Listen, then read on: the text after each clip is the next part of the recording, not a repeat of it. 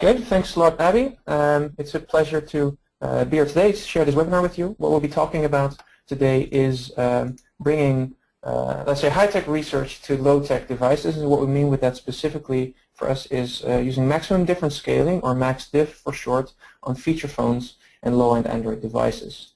Now, why is it something that we think is relevant for a lot of people? It's because many of our clients, for instance in the FMCG industry, but also other industries, are very interested in targeting some of the developing markets in Asia, Africa, or South America, and understanding the preferences of some of the lower socioeconomic classes. This is where we're going to be seeing a lot of market growth in the coming years, so these are the specific groups that they want to target. And of course, if you want to target these groups, it's very important to make sure that you know them, that you understand them, and that means doing research with them. Traditionally, this would mean going to for instance, rural places in developing countries and doing face-to-face interviews with people. But of course, as we're seeing mobile progressing and penetrating a lot of different areas and markets, this actually gives us a very useful tool that may allow us to do cheaper research, faster research, to reach these target groups, to understand them, so we can position products and communication to better reach these people and drive growth for these clients. So that's also why we're interested in it. We try to make sure we adapt our research to reach these people on the devices that they use. Now, Abby already introduced it quite well, but at Skim, we're an expert in understanding and modeling choice behavior. We do that in two main areas. One is in pricing and portfolio research, where we use a lot of conjoint techniques. We've done some validation in the area of conjoint on smartphones and mobile phones in the past years. And the other area is on communications research, where we use a lot of maximum difference scaling, or max-diff, as I just mentioned. Now, last year we had the pleasure of being at the MRMW conference here in Asia and presenting on some of our efforts of bringing maximum difference scaling studies from laptops and PCs to smartphones. Now, this is something we'd already tested and validated in the US and across countries in Europe. We've got very good results on that, on bringing the same methods to smartphone devices.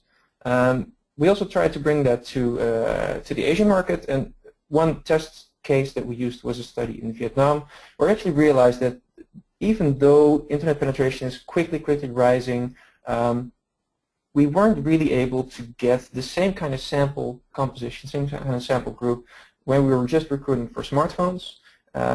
So we had a bias in our sample, we weren't able to get similar results, so we had to think of something else to make sure we targeted the right people.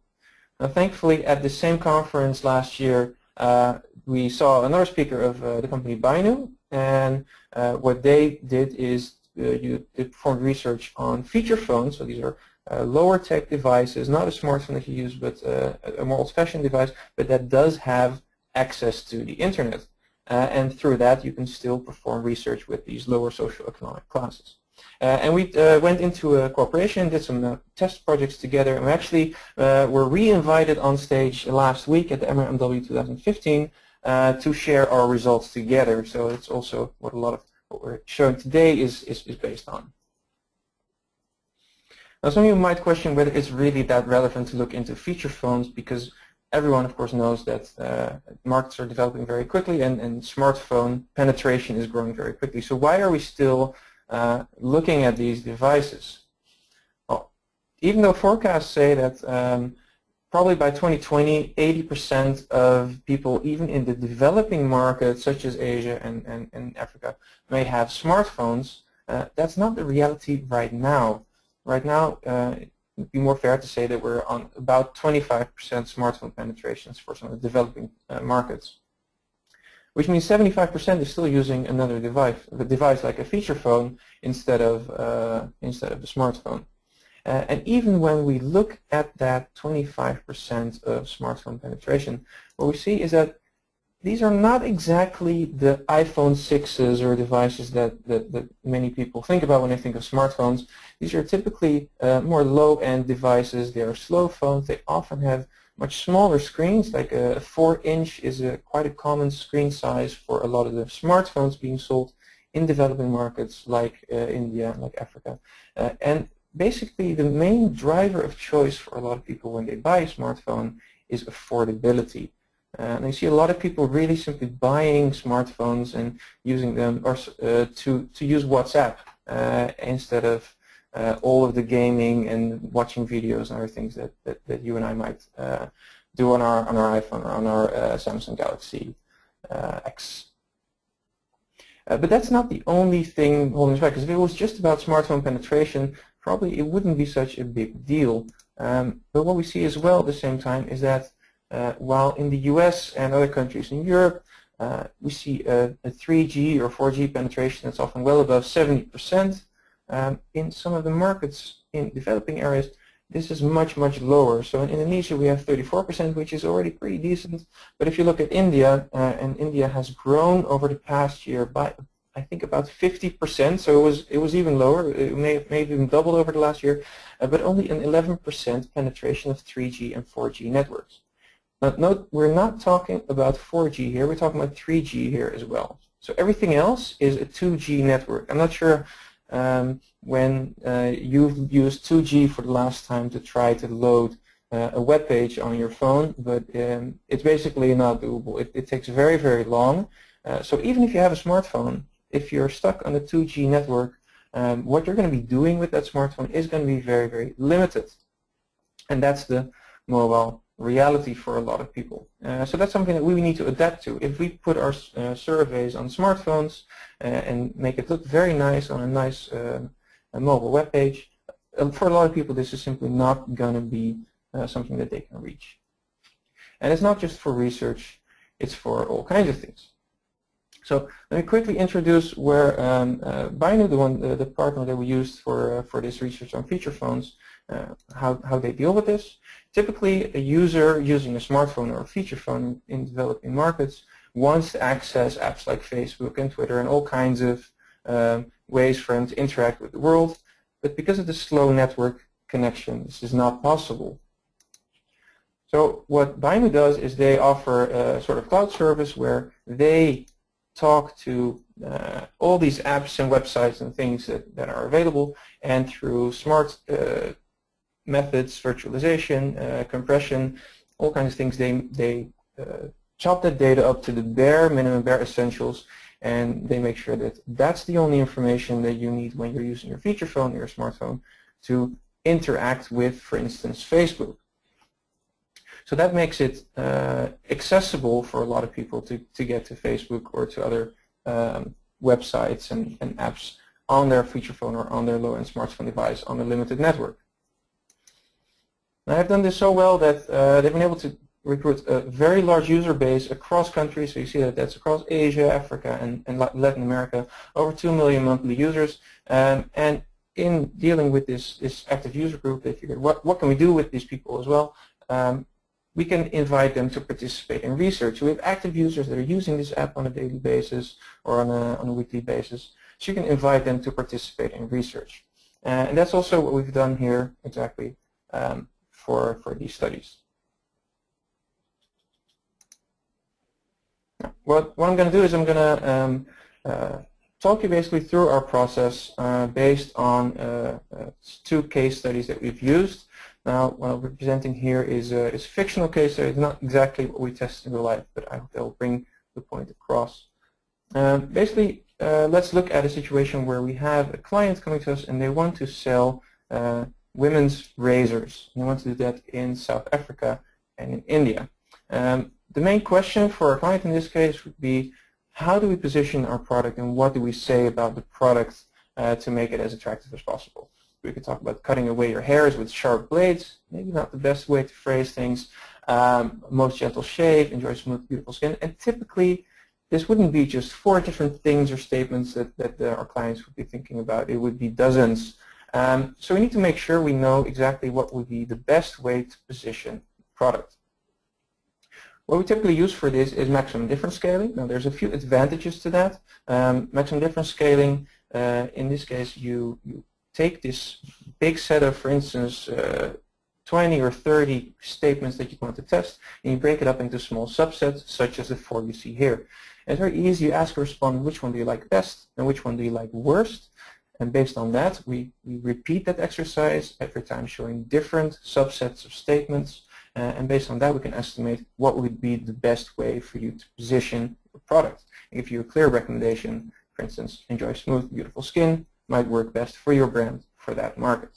And that has some advantages over, for instance, regular rating or ranking questions. With rating questions, you often get a lot of cultural bias, cultural differences. That's something you don't have with MaxDiff. Also, you typically get very strong differentiation between different statements because people are forced to always make a choice between different items. So it's a method we trust and that our clients trust, so it's very valuable for us to make sure we can bring that to different devices as well. So let me share with you a little bit on our experiences as we were doing these case studies in Africa and in India. First off, we were looking for quite a specific target group here. We're trying to sell women's razors, so you're looking for women, obviously, and they have to be open to purchasing a razor. In many studies, we'll even be looking for purchasers of specific brands. Now, this is where we ran into some difficulty. In Africa, South Africa, Binu had a very large panel, so it wasn't too difficult for us to find the people that we needed. But in India, for instance, there were a lot less women joining these panels. It's not just something we see for panels, but simply for the use of feature phones across developing markets.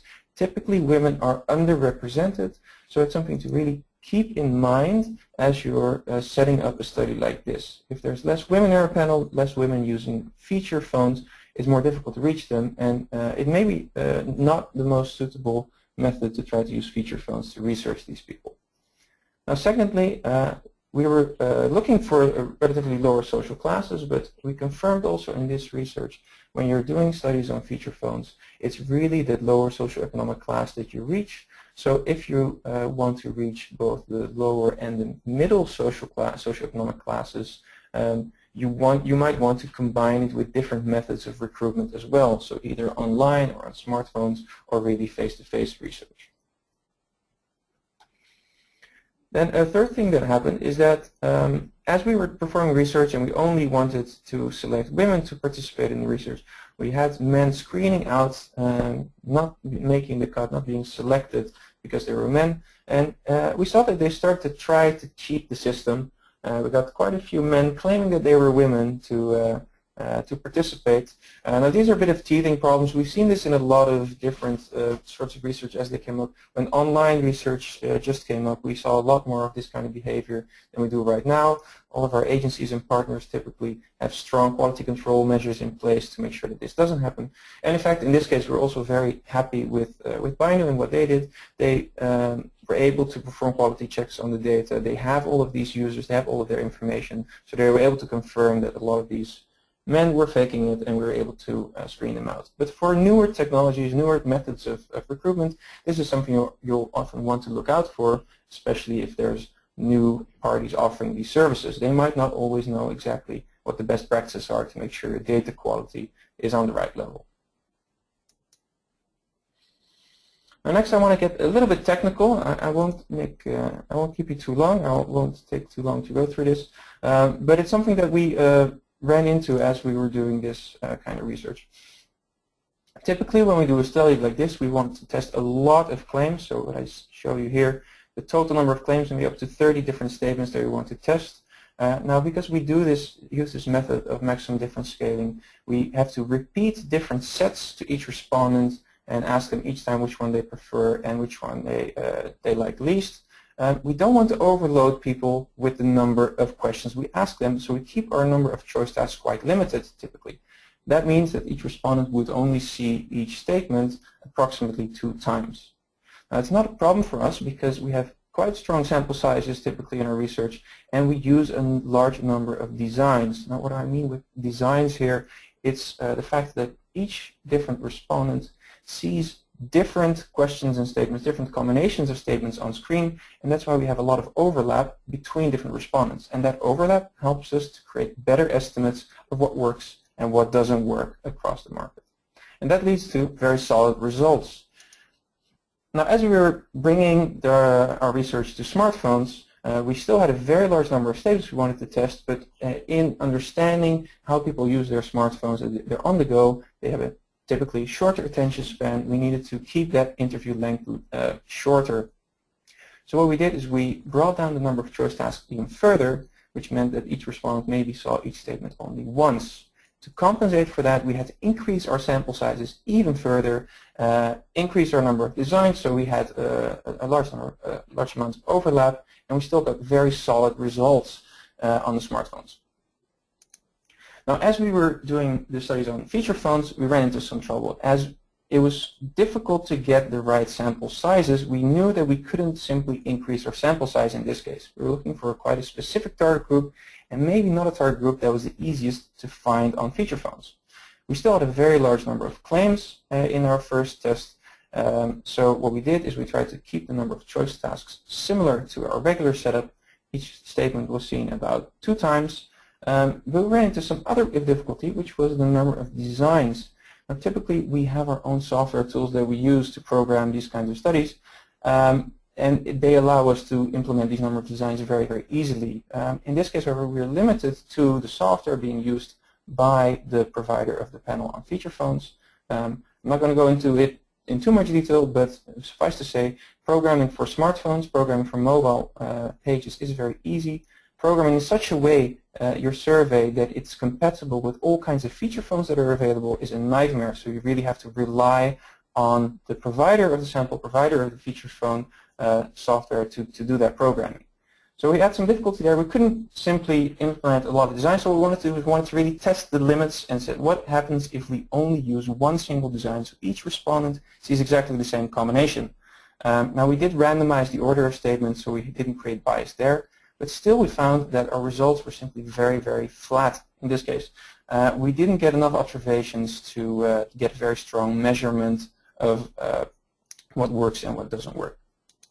Now thankfully we also did a second test in which we drastically reduced the number of statements to test, and it was about 15, maybe 18 statements in total, which gave us a lot more freedom to show each statement more often on screen. And even though we still only tested one design with a relatively low sample size, we're still able to get very solid results. So these were both in line with our earlier face-to-face studies and interviews that we've done, and they were very differentiating between different statements. So overall, very encouraging results here. And in this case, we really tried to limit to the very minimum what we could do. We only had one design, so hardly any overlap between respondents.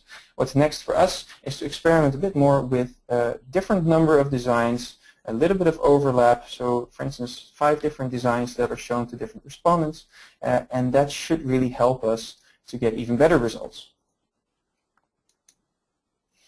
Okay. I hope that wasn't too painful for all of you. Let's look into the next learning we had, which was on interview length. Actually, there's a few different things that we found here. Now, as I already mentioned in our earlier smartphone studies, we were able to really limit the number of choice tasks because we knew we could find our sample sizes quite easily.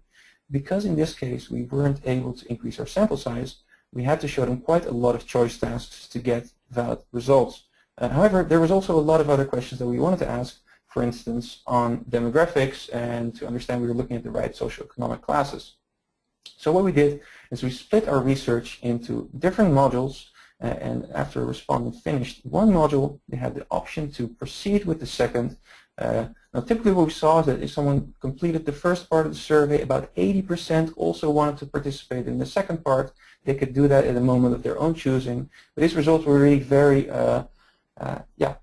encouraging for us, so it's something we'll definitely be looking into as well more in for instance, studies on smartphones, chopping up that survey into small bite-sized chunks so you get more people participating and it's less of a threshold for them.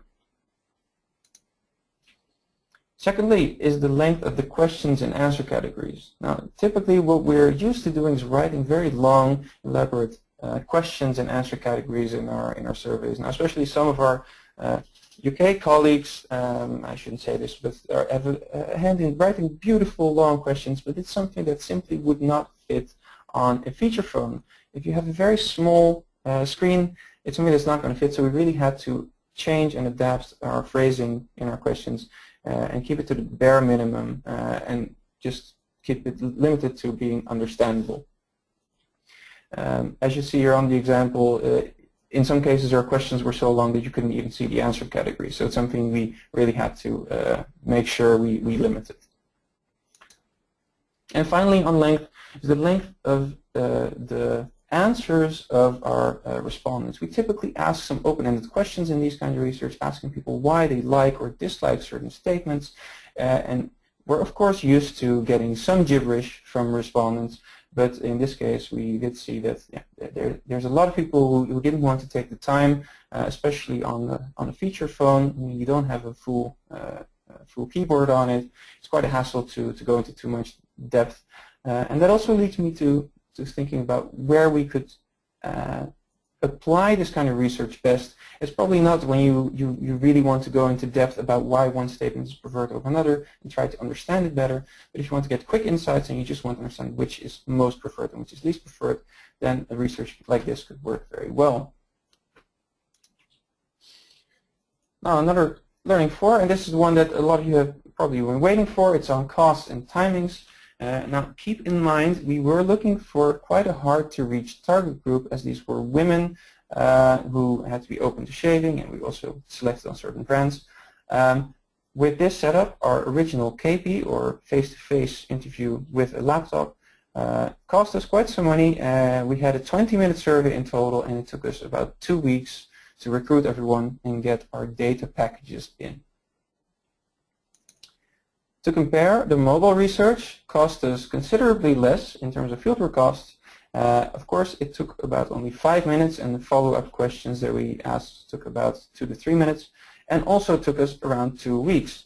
Now keep in mind, if we have an easier target group that we're looking for, this timeline can probably be increased significantly. So we can cut time to within a week.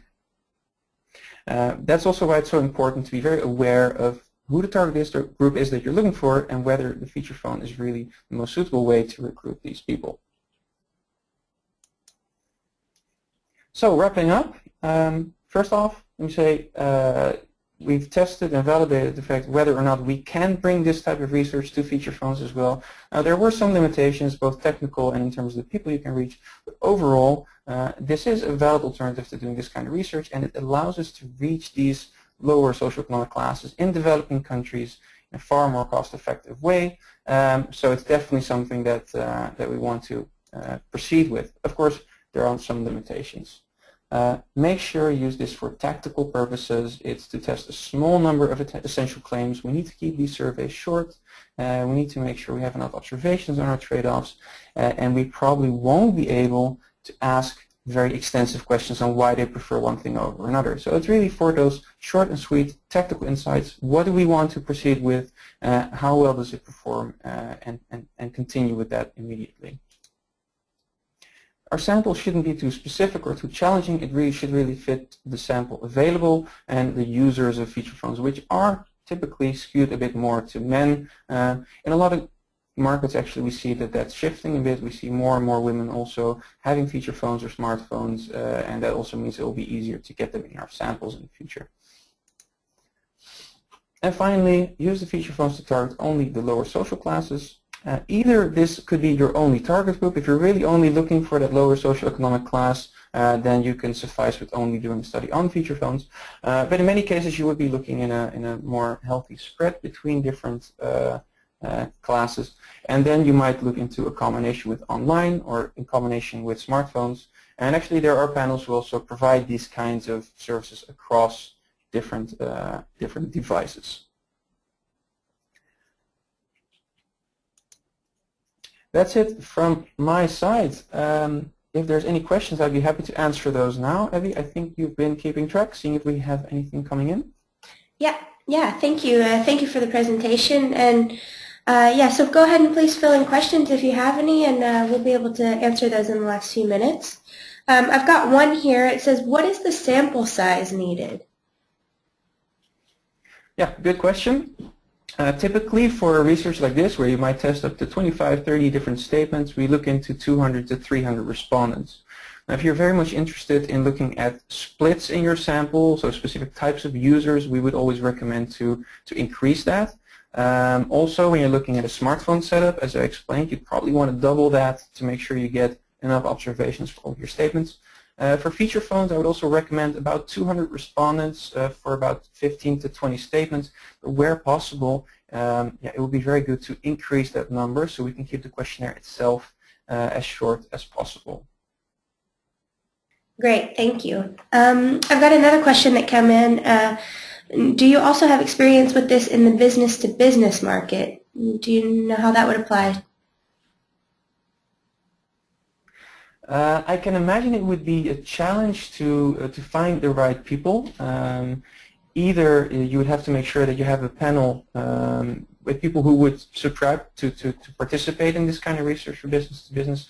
We know that in other markets it's usually very difficult to find these people for business to business. But once you have a good database, then of course it's a very suitable tool, and it would be very easy for people to in between meetings or things, quickly check in and perform research. But we don't have any experience with that as of now. Okay, great, thanks. I hope that answers your question. Let's take one more. So how long would a typical study would that take? Okay, so if you're looking at a typical study that we would do online, or it would take about 1 week setup, 1 week fieldwork, and 1 or 2 weeks analysis. For a KP study, so where you go face-to-face for recruitment, probably fieldwork would take at least 2 weeks. You need to set it up, you need to make sure you brief your interviewers, you need to send them out, there's often logistics involved, so at least 2 weeks, which would bring the total for a study on about 4 or 5 weeks or more. Whereas if you do it online or like this through feature phones, you could do it in as little as 3 to 4 weeks. Now probably in the first test that you're going to do on mobile, it'll take some time to discuss together what what the nice to haves are and what you really need to have, because you're limited in that interview length. So in your setup, I'd probably take at least 2 weeks in the first time we're trying this out, but after that there's real potential to increase the speed of this kind of study. And as sample sizes grow, I think this is just going to get faster and faster. You're probably going to be able to do studies like this with fieldwork in only a number of days for some of the larger markets with some of the larger panels in the very near future. We've seen that the panel is developing very much already and simply in the last year. So I think there's a lot of potential there. Awesome, thank you. Well, I'm going to wrap us up now. I want to thank you all again for joining us today. We'll be sending around the slides and a recording of today's session to you, so if you want to watch it back or share it, please feel free. You can also visit skimgroup.com/webinars. We're going to be releasing the rest of the year's topics very soon. So you can sign up there for updates, and we'll be sure to keep you included on what other topics we have coming up for the year. So on behalf of Robin and myself, I want to thank you all, and we look forward to hearing from you soon. Have a great day. Yeah, thanks a lot.